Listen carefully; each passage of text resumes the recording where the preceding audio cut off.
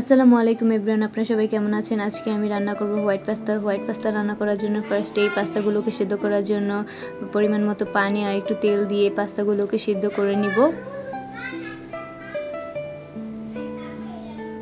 এখন পাস্তাগুলো সিদ্ধ হয়ে গিয়েছে। এখন আমি দিয়ে দিচ্ছি বাটার আর আটা ময়দা দিয়ে দিব।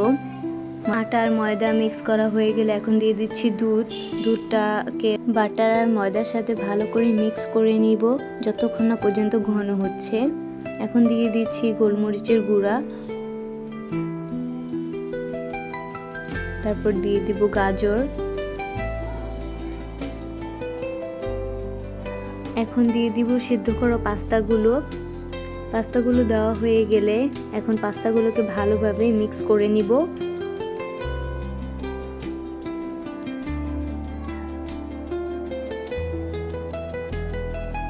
এই তো আমাদের পাস্তা রেডি। আমার ভিডিওটা ভালো লাগলে সবাই আমার পেজটা ফলো করবেন, লাইক কমেন্ট শেয়ার করে দেবেন। আল্লাহ হাফেজ।